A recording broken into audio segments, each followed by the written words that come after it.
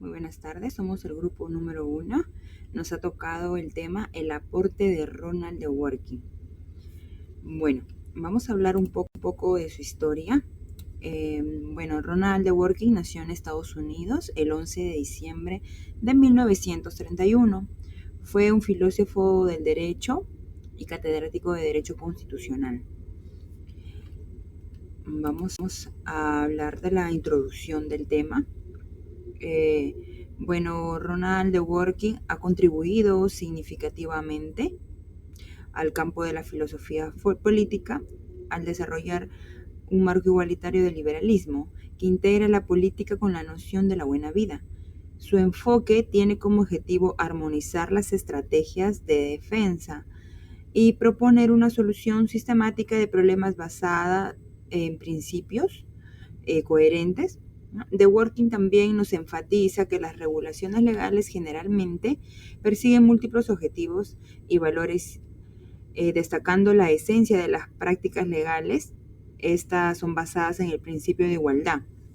El concepto de integridad jurídica, tal como lo aclaró Dworkin, implica una encarnación integral de la comunidad política y el Estado, revelando su naturaleza multifacética a la audiencia. El destacado académico Ronald Dworkin ha hecho una contribución significativa al campo de la filosofía política mediante el desarrollo de un marco igualitario de liberalismo que integra la política con el concepto de la buena vida. También la metodología tiene como objetivo conciliar las estrategias de defensa y proponer una solución sistemática de los problemas basada en principios consistentes. También tiene como noción de integridad jurídica. Él nos sugiere una encarnación integral de la comunidad política y el Estado, revelando su carácter multifacético al público. También, vamos a hablar sobre la evolución en la que se expone las características del tema, su marco teórico, sus argumentos y sus justificaciones. Bueno, en primer lugar, la teoría de Dworkin se considera interpretativa y afirma que todas las interpretaciones deben partir del principio del derecho como integridad.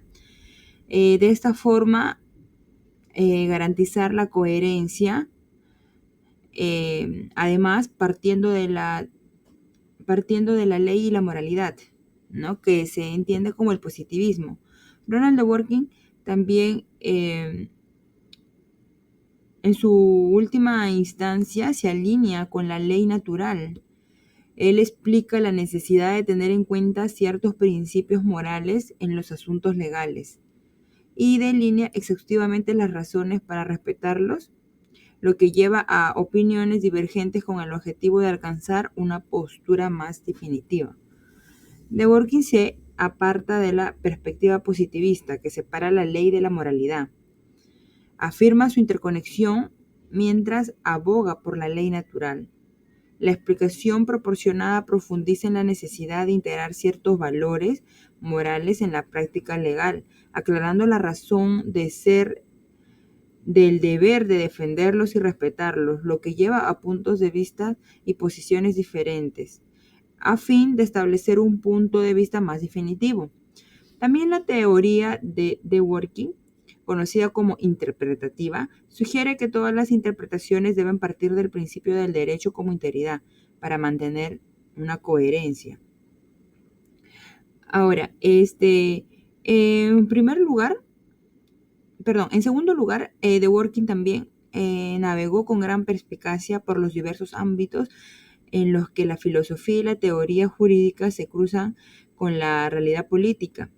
Sin embargo, su impacto fue particularmente profundo en tres ámbitos específicos: la filosofía política, el derecho constitucional y la teoría general del derecho, desde el inicio de su trabajo académico. Dworkin adoptó un estilo de escritura polémico, esgrimiendo una crítica incisiva contra las ideologías utilitaristas y los enfoques analíticos dentro del mundo académico legal. En tercer lugar, la contribución de Dworkin hace hincapié en una doctrina interpretativa del derecho como un discurso que contiene argumentos en los que los individuos, independientemente de sus funciones sociales, participan dentro del contexto legal. Dworkin también rechaza explícitamente un análisis lógico tradicional del derecho. El tiempo que reconoce la presencia de una lógica legal distinta, ya que se puedan aplicar múltiples lógicas argumentativas a estos escenarios legales, ¿no? Además, en el marco de The Working nos habla sobre los principios. Los principios se consideran normas legales que se siguen, ¿no? En todo proceso, no necesariamente por su utilidad para mantener un entorno económico, político o social favorable, sino como imperativos de justicia, equidad u otras dimensiones morales. También tenemos como cuarto lugar ya las proposiciones teóricas de Ronald Dworkin. Estas proposiciones van acompañadas de su postura sobre la reacción adecuada en el ámbito de las sentencias judiciales. El objetivo de Ronald es precisar los puntos en vista epistemológicos, ontológicos, axiológicos y metodológicos que diferencian a estos autores, ¿no?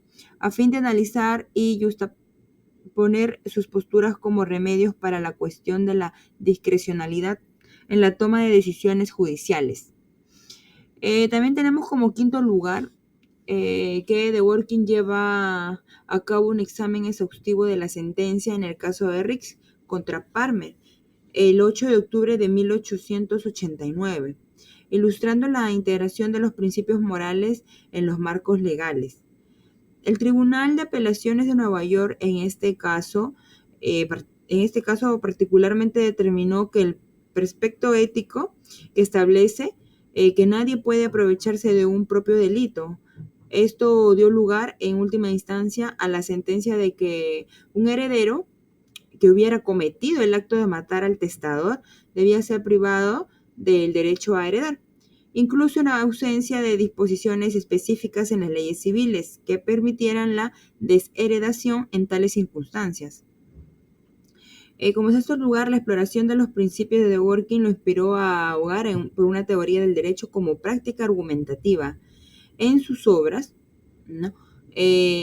También el argumento central que postula que el concepto de derecho está estrechamente vinculado a las afirmaciones hechas por los profesionales del derecho con respecto a los requisitos de la ley en diversas situaciones.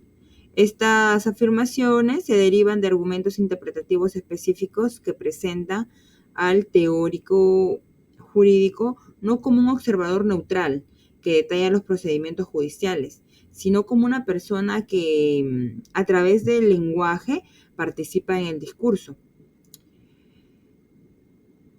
Profundizamos en la conversación sobre lo que exige la ley para cada situación, ¿no? Este diálogo es evaluativo, no descriptivo. Los teóricos del derecho utilizan su moralidad para argumentar sobre lo que tiene validez jurídica. Esto se debe, entre otras cosas, a que el derecho no tiene una función neutral en la sociedad. Su propósito es asegurar que los mejores principios de la moralidad política se cumplan y se conviertan en realidad, por tanto, el propósito de la teoría jurídica.